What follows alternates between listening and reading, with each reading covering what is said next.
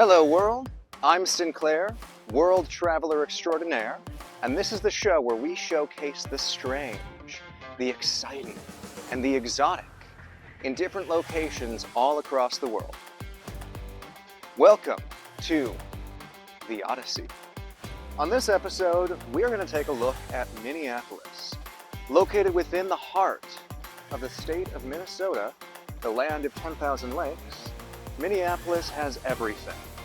It has food, it has sculptures, and yes, it even has coffee. Join me on this adventure.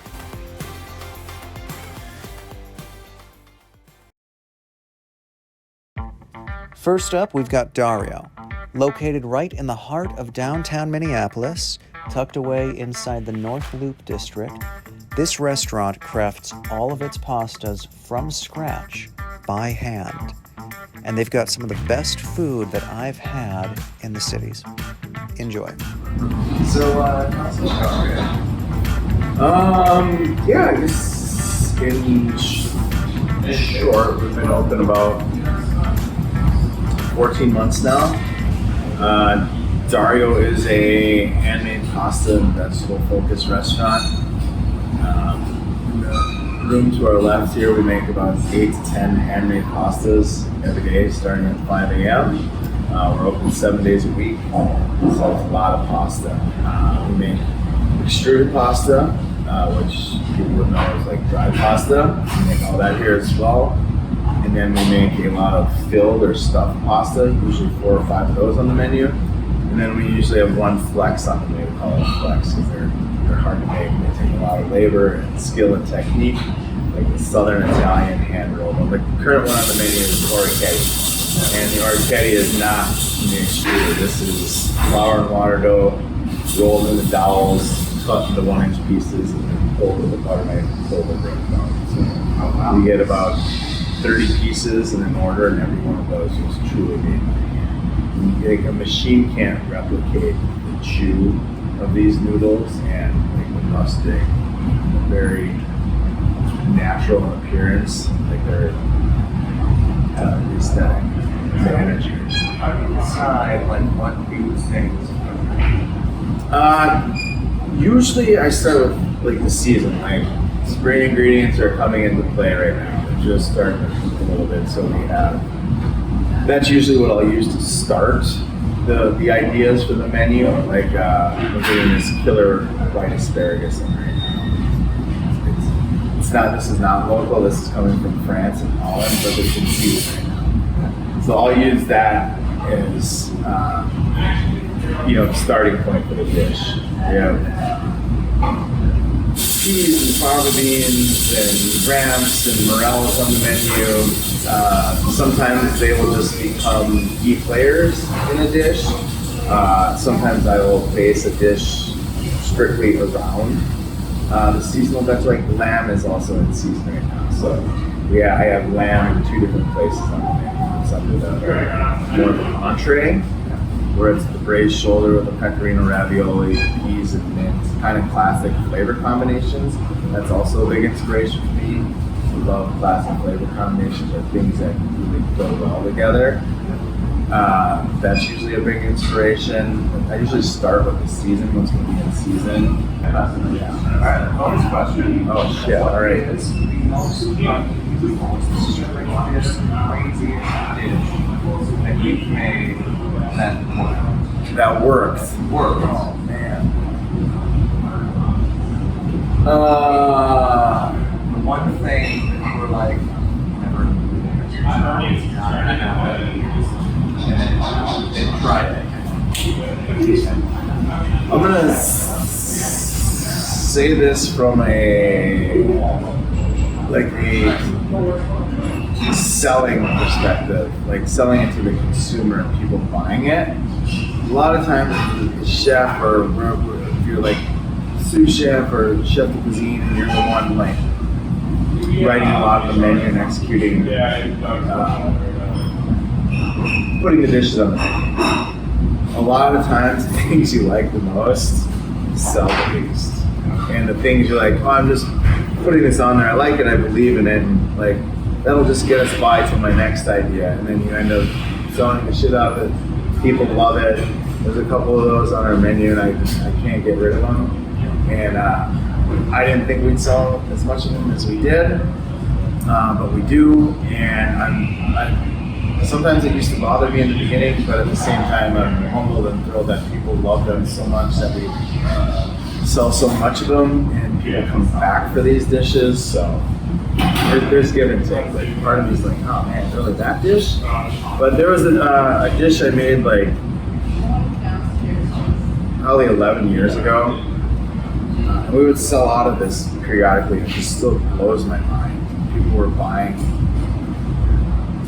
crazy dishes, awful like dishes. They're dishes that were less identifiable, you know, and rigatoni on the vodka. But it was like a sausage, like somewhere between like a German style sausage and an Italian sausage. And it was studded with veal sweetbreads, which is the thymus gland.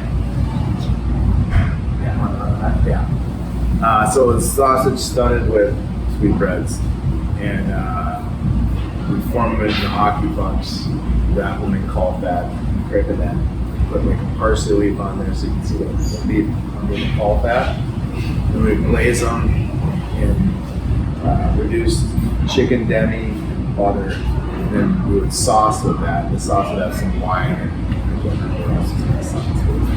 a jus-based sauce, I would say.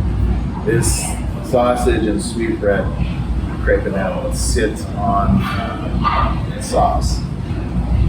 And then it had a thin piece of crispy chicken skin on the top of it. And there was something in between, something creamy, so you break through the chicken skin and something creamy, and then you break into the sausage studded with the sausage crepinette studded with sweetbreads, and then be the sauce underneath. And then on the side was a small rectangle of like a savory bread pudding and some pureed pine nuts and some drizzle of this cedar puree we were making. Went really well with like the waffle and the sauce on it. And I don't even know what we called this dish. It was like sweetbread sausage with crispy chicken skin. Whatever the verbiage was.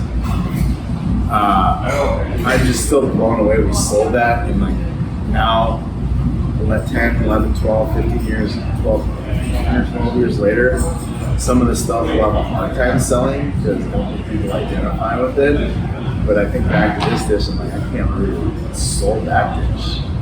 Sweetbread sausage with crispy chicken skin. Yeah, I don't know that it's the craziest thing I ever made, but it's definitely the dish that if I go back and look back, I'm like, I'm surprised that we sold as much of it as we did. That's the best I got. Yeah, thanks, man. Thanks for having me. All right, John Paul, tell us what you're doing today. Alright, I'm going to be making our gem lettuce salad with a cacio e pepe vinaigrette and puff faro. This started last summer. It's been on our menu actually for a year. Some really awesome local gem lettuces. If we're looking for a creamy salad instead of Caesar, we decided to make like a cacio e pepe inspired vinaigrette. Yeah. So right here's our nice and thick. We really coat our lettuce for this salad. Heavily dressed, lots of cheese, lots of black pepper. Salt on here, and as well as the puff faro, we'll do just some regular cooked faro. Alright.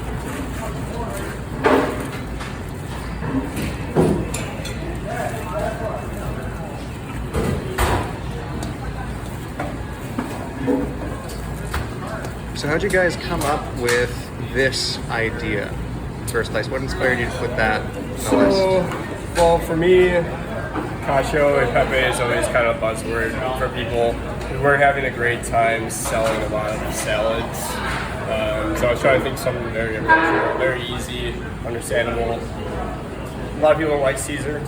anchovies, capers. That's can be off-putting for some people. So it's like a very approachable salad. I've eaten it 100 times since we opened. I never get sick of it. I taste it every day. It's creamy. A lot of black pepper. Delicious.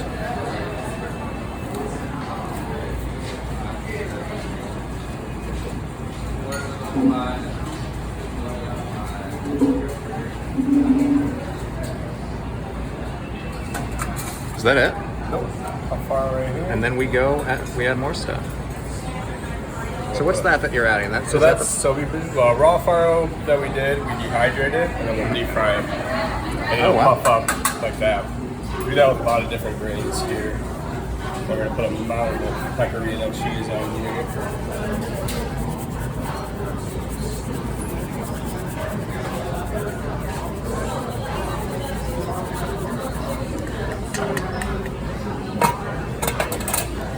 Black pepper to finish.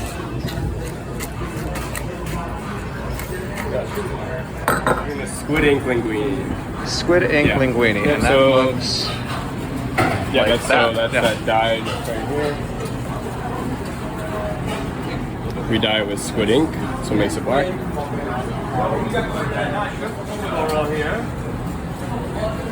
So our basic red sauce that we fortify with some ginger and fennel, and then we cook it with ground shrimp. We have a little lobster stock.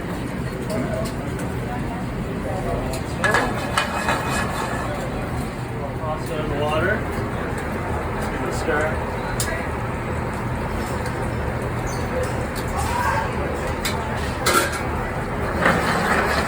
Oh, and here come the shrimp. Yep. Some Skull Island prawns.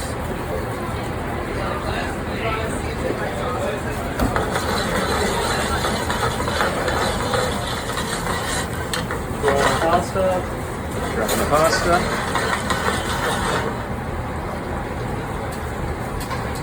Chopped bean herbs. Some garlic butter. More butter. Lots of butter, lots of stuff. A little splash of fresh lemon juice. Yep, so we'll let the noodles cook in the sauce for about a minute. Nice and glazed out, nice and buttery. All right, go. So we move on to plating.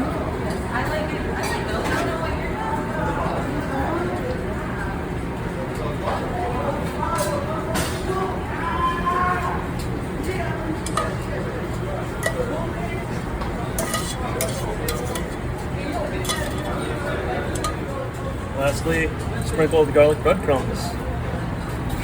Wow, that looks gorgeous. This is Chef Sam, one of the sous chefs. Chef Sam, nice to meet you. Nice to meet you too. So you're gonna walk me through Doppio. Doppio. Yes. Now what is Doppio? Doppio is a side-by-side ravioli. So one of the sides we're gonna have with ricotta, and the other side will have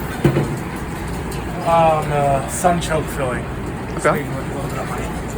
What do you think is like the fastest you guys have gone through a whole bucket of butter? One night, yeah. Wow. Yeah, we'll go through that pretty quick. And so what do we have right This is the here? chicken stock. That's the chicken stock. So yeah, I'm gonna start making a burr. It's called a burr monte. Okay. No white wine, just butter. Sometimes water. We use stock in pans. For our big burrs, we'll use water, so it's all vegetarian. Oh, we got the pan of Doppio. Yes, these are the Doppio chicken. It's going into the wall. Yeah, so we'll have to refill this probably anywhere between 6 to 10 times a night, depending on how busy it is.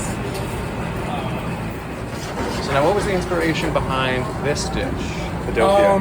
Joe, I believe, wanted it to be like a cheesecake almost. So it's sweet, which isn't regular. There's like lots of sweet pastas in old Italian cooking, but yeah, there's like honey and rosemary and nuts and cheese.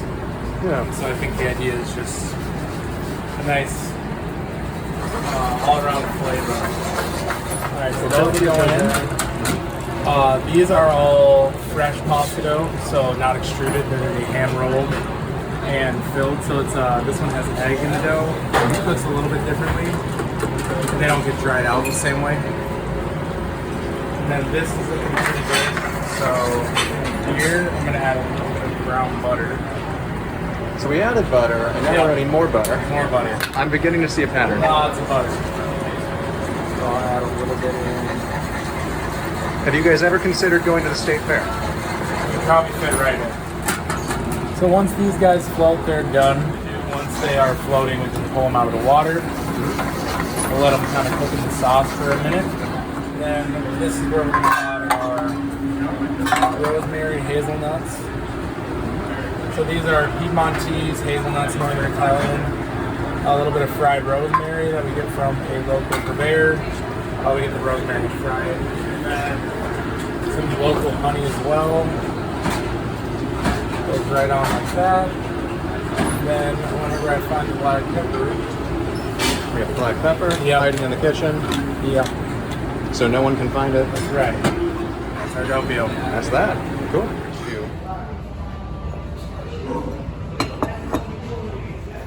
Cut into it. And then on. Wow. That is good. Yeah.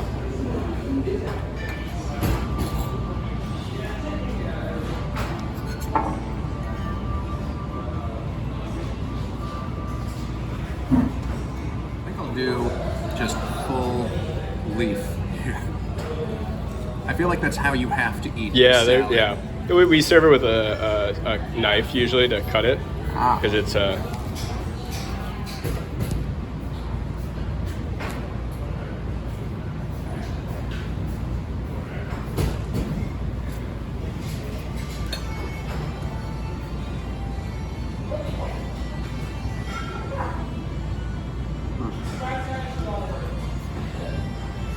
never get sick of it. No, this is like one of the when somebody starts here on our Garmin J station. This is like the first dish that I have them do because it's seasoning wise not super hard. There's not a ton of components, so while they're training, I'm eating a bite of it, 15 times a night. And I never get sick of it. So good. Yeah.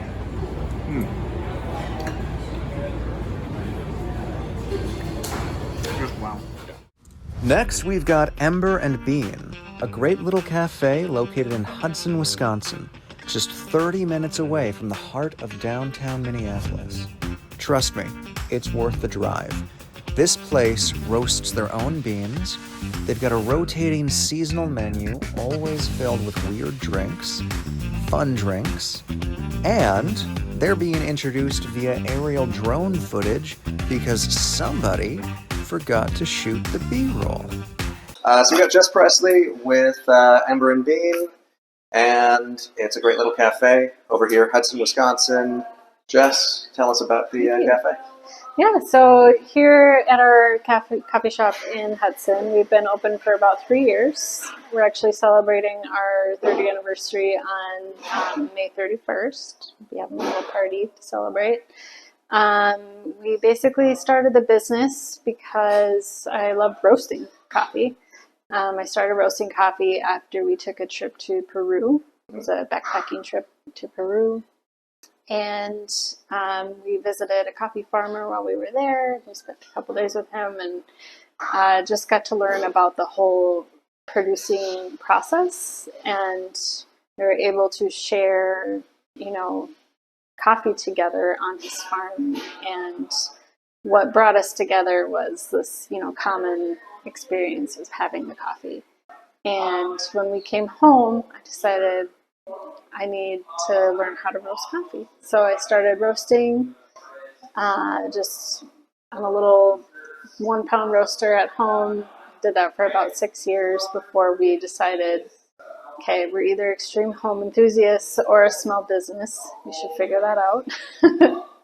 So we opened up the shop, and really the intention was to be a meeting place for people. A place to bring community together and to share that experience. We want it to be like kind of like a place of like well-being and just a place where you feel like a third space where you can feel at home. Yeah. What do you think is the most surprising thing you learned about coffee while you're in Peru? When you brew coffee? No, the most surprising thing you learned in Peru. Oh, in Peru, I'm sorry. That's really interesting. So it's interesting. There's kind of two big differences in coffee production. There's commodity coffee and then there's specialty coffee. So commodity coffee is where basically they pick a day and they're like, today's harvest day, and they go out and they strip pick everything, whether it's underripe or overripe or just right. They get all of it, and that is then put, in together for processing and becomes commodity coffee. Specialty coffee is where they go out and they hand pick only the ripe cherries. So, and they make several passes because obviously things don't all ripen at the same time. So they go out and they make 3, 4, 5 or more passes to get all of the ripe coffee. So it's a really intensive process, and the more I've learned, in the coffee industry, it's amazing how just even from the first picking to the last picking, the flavor of that specific coffee will change. You can do it from the same tree, but it tastes completely different from the first of the harvest to the last of the harvest. Okay. And what about the whole fermentation process? Because I've heard some stuff. Mm-hmm. I've heard some weird stuff about coffee. Mm-hmm. There's another place that I've gotten to know, SK Coffee. Yeah. They do some stuff like co-fermenting with lemongrass and leaving it in a vat for 200 days to bask under the light of the full moon and whatever. Yeah.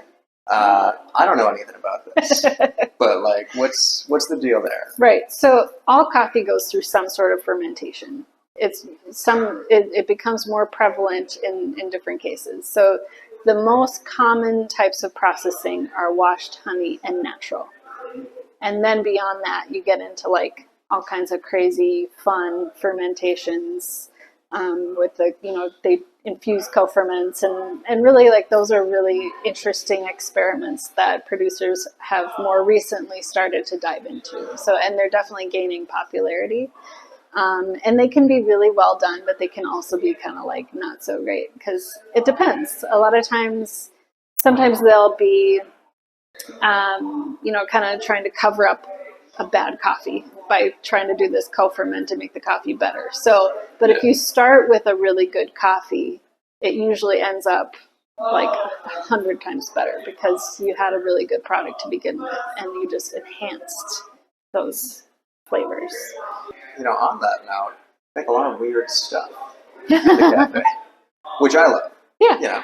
You change it up. What is it, every 2 weeks, every 4 weeks? No, we change out the seasonal menu every 2 months. We've kind of come to land on that.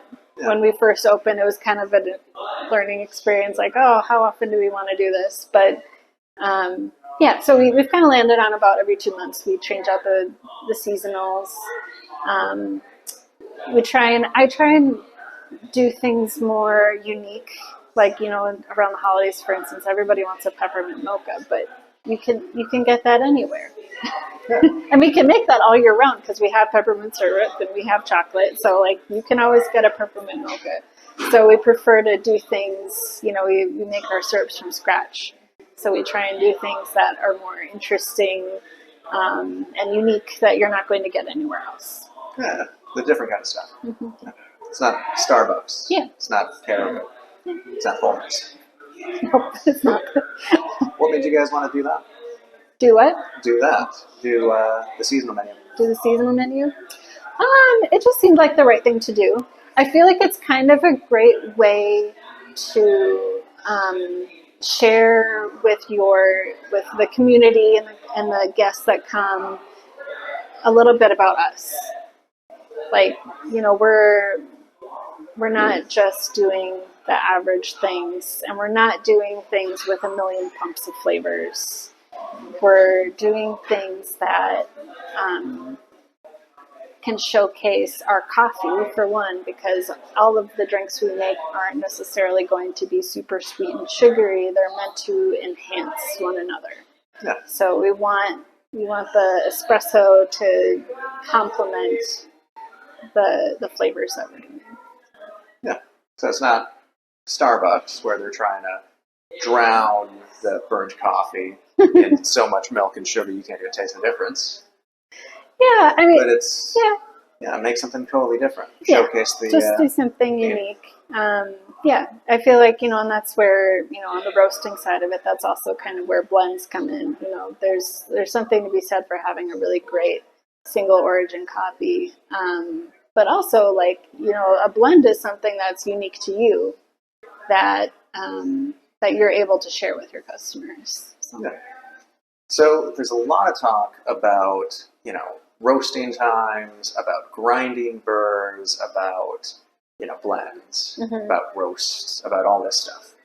What do you think is like the most important thing? Someone's making coffee at home. They get a bag from you. Number one thing they can do to just make sure they make a great cup of coffee. So one really big thing that's not that hard that most people could do is get a small kitchen scale and start using that to weigh out your coffee. Because most people, they just eyeball, they'll take like a scoop or they'll like pour a little bit in and they just kind of eyeball and they're like, my coffee was really great yesterday, but it's not good today. Like, what's wrong? Like, well, your dosing is inconsistent. So if you're using a scale, you're able to consistently do the correct amount of coffee every single time. What else? Well, does grind matter? Does grind matter? Yeah, grind makes a huge difference.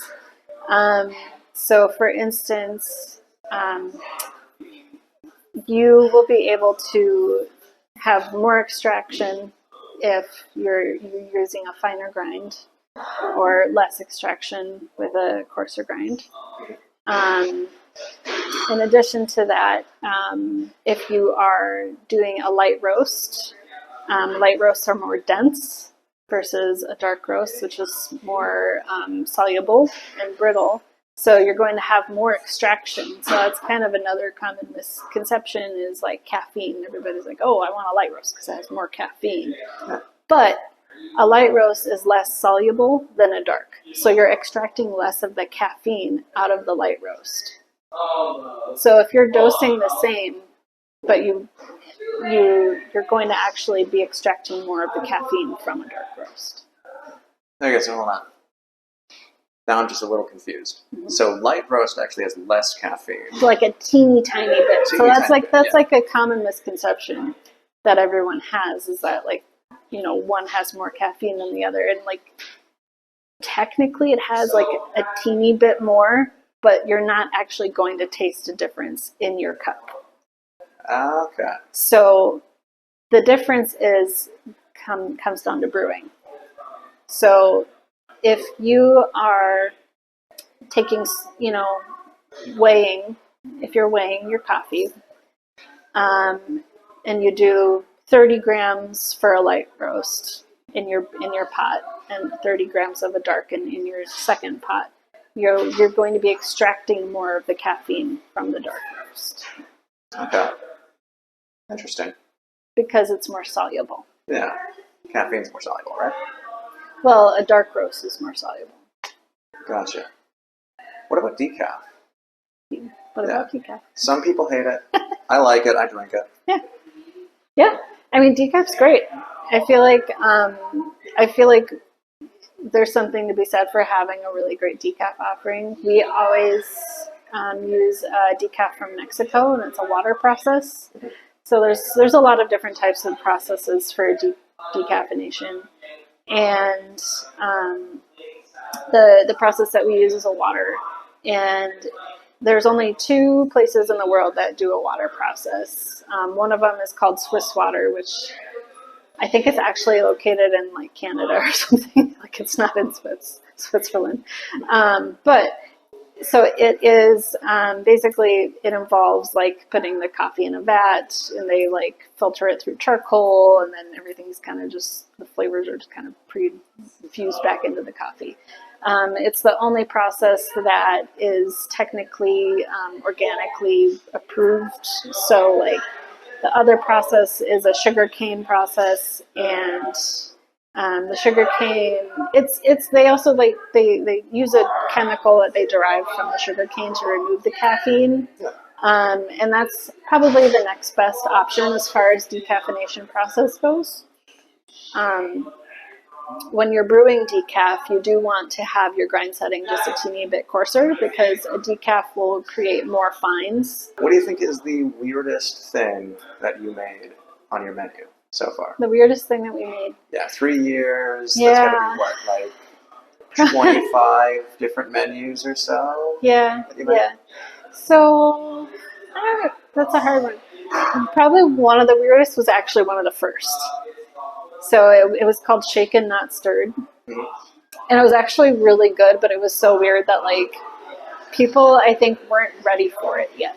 Like Yeah, I kind of want to like bring it back and see what the reception is, because like, so it had like espresso and orange juice. It was a old fashioned inspired. Oh yeah, that one. And we shook That the one, yeah. espresso in the shaker, and there was a little bit, there's just a teeny bit of grenadine in there, and orange juice, and the milk and espresso, and then I think we topped it with a cherry or something. I think you did, Anyway. yeah.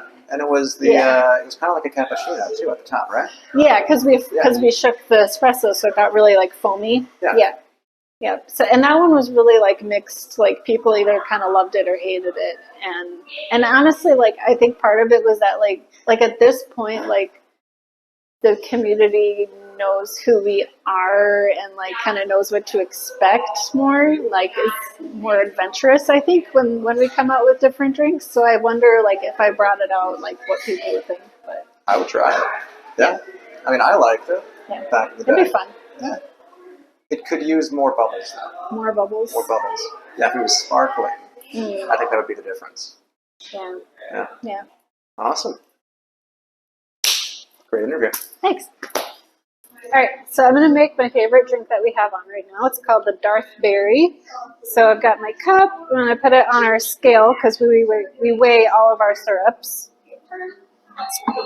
We do 40 grams.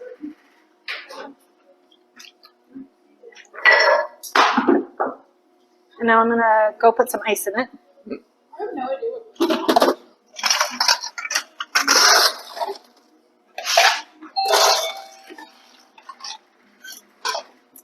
And I'm going to put some bubbly water in.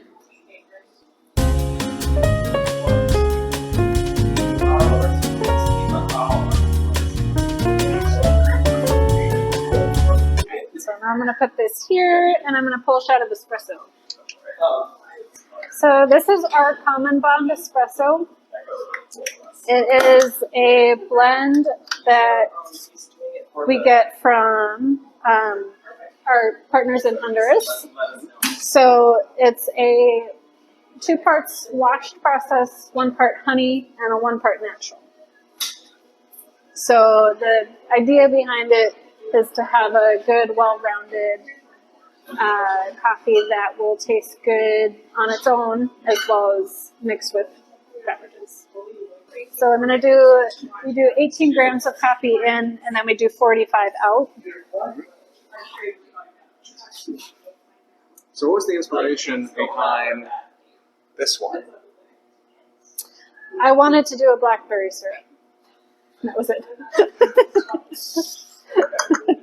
Nothing wrong with that. Sometimes it's just like, I know I want to do something with this flavor. We'll figure it out. And then you try different things, and it does taste good with, and other things too. Like we did a blackberry lemonade, and it tastes good in a latte with a little bit of like white chocolate or caramel, and it's good. So now this is a blackberry cold foam that we put on top. That's it. That's it.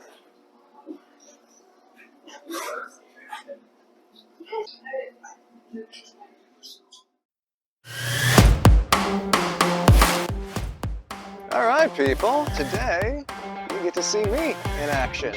Today we are going to a sculpture garden over in Egan called the Capone Art Park. And this right here is the map.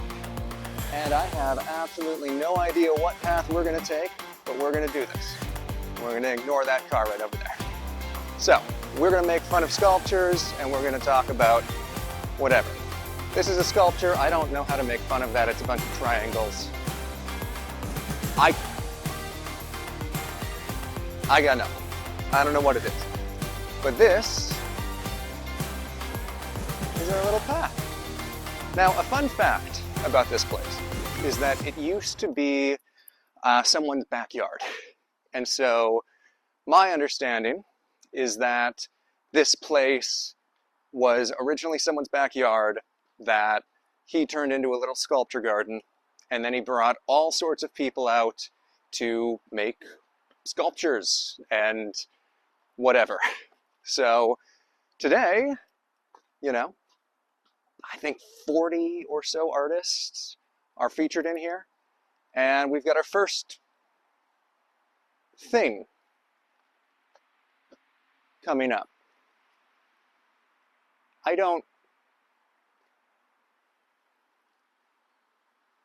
don't know what that is.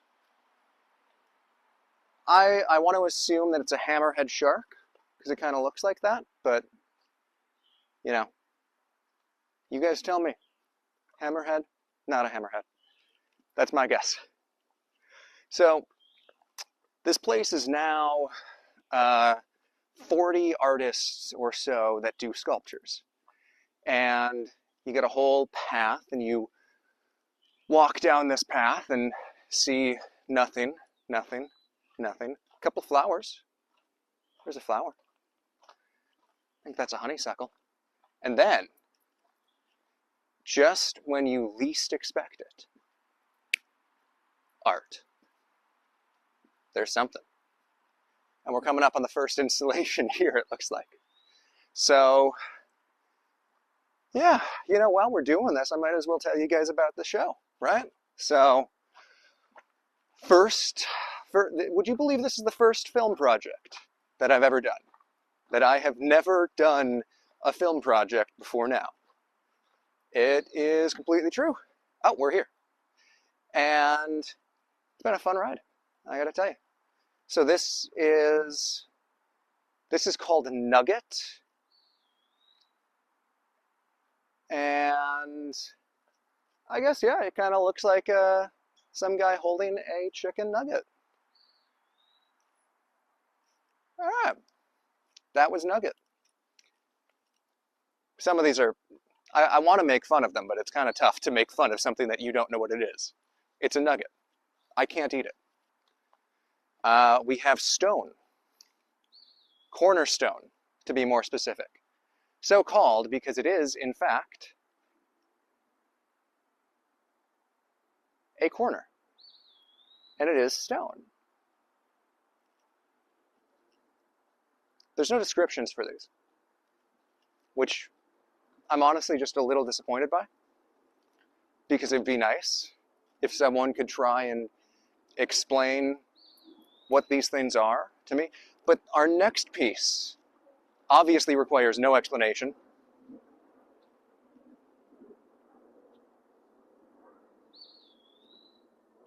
Lovers. The only thing anyone needs. The ritual of love. At least according to the Beatles. Love is all you need. So.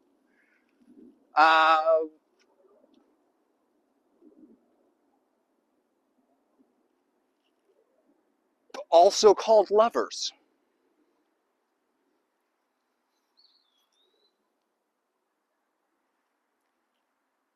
Now maybe I'm crazy,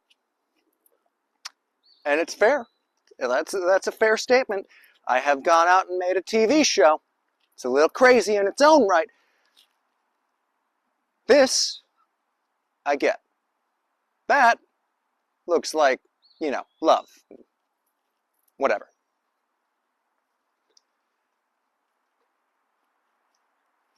This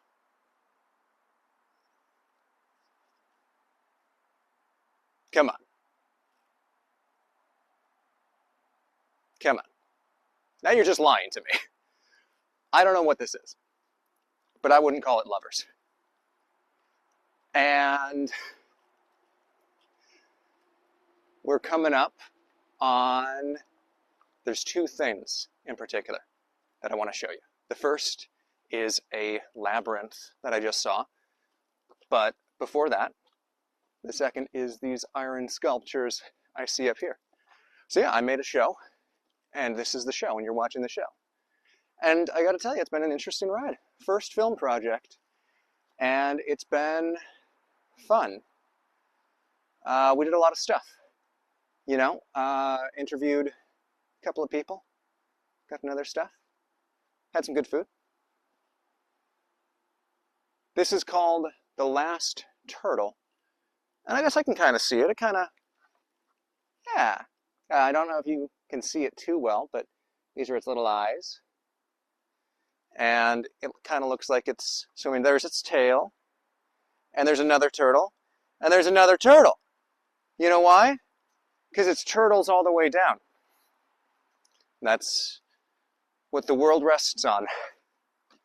If you don't know the story, it's that the world rests on the back of a giant turtle, which rests on the back of a giant turtle, which rests on the back of another turtle, and it's, you know, turtles all the way down, and blah, blah, blah.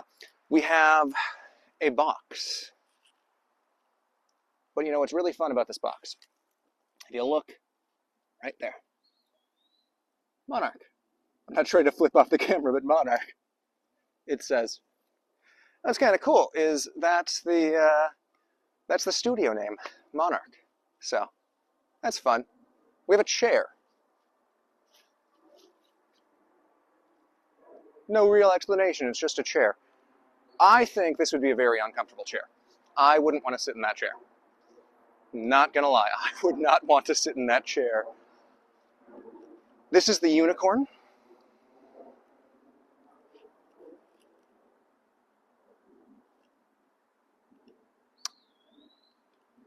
I can kind of see a couple of horns, but I don't get it. It's very abstract. And now we have, you know, truly the greatest piece of creativity to come out of this entire park. Behold. A table. Not actually kidding, like this is actually the sculpture. And yes, you are allowed to touch things, for the record. They say that. You can touch them. Just don't sit on them, because, you know, chairs aren't meant for sitting, I guess. They're made to be very uncomfortable so that you do not like to sit on the chairs. Because God, you know, God forbid you be comfortable for a minute. All right? God forbid you kick your feet up, you relax in the middle of the forest with a warm beer. I said warm. I know what I said. God forbid you do that. It'd be shameful. The next thing you know, you're going to have to put on football. And the next thing you know, after putting on football, you're going to have to sit back for the whole day. You're done, kid. Like, you're done. Your whole world is finished. Like, your life is over the second that you sit in that chair, because that's how that works. That's why we have to make our chairs very uncomfortable, so that no one can sit in them. Now, as you can see, we have quite a path to go to this labyrinth, and I'm beginning to wonder if this path isn't the labyrinth itself. If we're going to be very meta about this whole thing, and the labyrinth is actually the entire park. Now, that'd be cool, but it actually says it right there. Hard to get the angle, but labyrinth. Right down there. So we're going to check out the labyrinth. So, you know, I bet some of you are wondering, why did I make a show? And the answer is, I felt like it. And then I bet some of you are also wondering, you know, why did I Why did I make a show and then continue booking guests after people canceled on me? Because I felt like it. Because I felt like it. Seriously, kind of amazed that as we made this thing, we, of course, being the royal we, meaning me, I had a couple of people lined up and they just canceled at the last minute. I was a little disappointed, but I felt, I figured why not keep going, right? It's already there, so let's make it. And here we have, hi people, we have the labyrinth. So we're going to try and get to the end of this very long, winding path. And fun fact, there's actually a hack. There's a pro-life tip to get through any labyrinth like this in record time. You see, most people that are trying to get through a labyrinth, they're gonna walk down this whole winding path and blah blah blah. That's not right. So you don't want to do that. If you do that, the labyrinth wins. So what we're going to do instead is this. You see these blocks? It turns out they don't explode when you walk on them. You can just walk.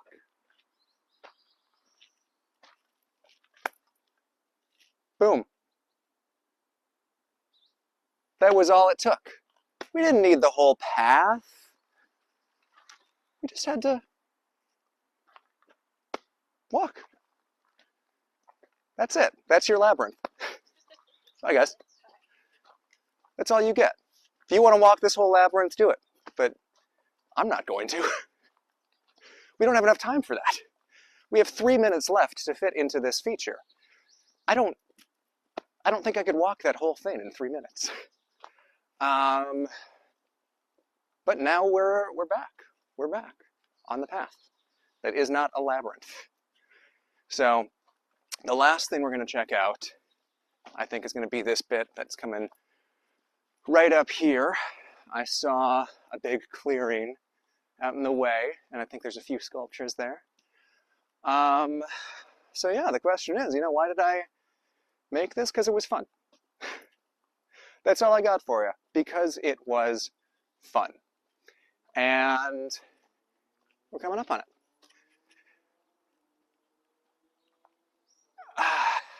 I guess, the biggest thing that I've learned from this is that television is magic. That's what I got. TV is magic. There is a lot of work that goes into making TV. And here we have the pièce de résistance, art. Now I like to call this one the unbridled beauty of nature itself. There is nothing here. It is a blank canvas for the artiste to craft.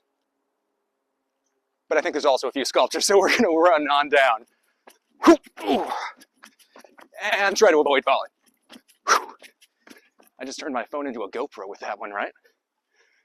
Okay. We have tree stump. And the beauty of tree stump is that it is found everywhere. If you haven't seen tree stump before, you haven't lived a full life. But now we have actual sculptures that aren't just tree stumps. I'm half wondering what this is and if it's okay to show it on TV. That's what we got. I don't know what it is. I'm not going to show you the back because this is TV. You know what? I am going to show you the back because I'm shameless. Whew. Look at that.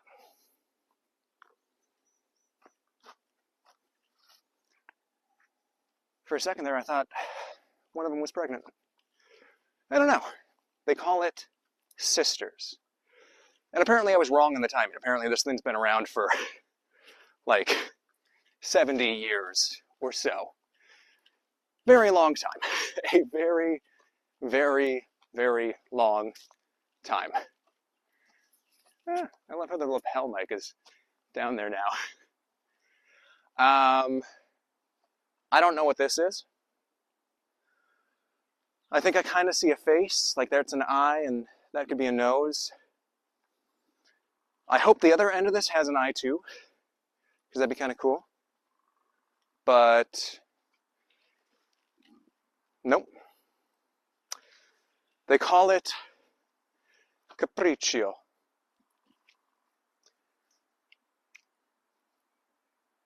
Capriccio. That's it, guys. That's our short little tour of the art house, of the art garden. And there's the guy's house. Some say, to this day, he still lives there.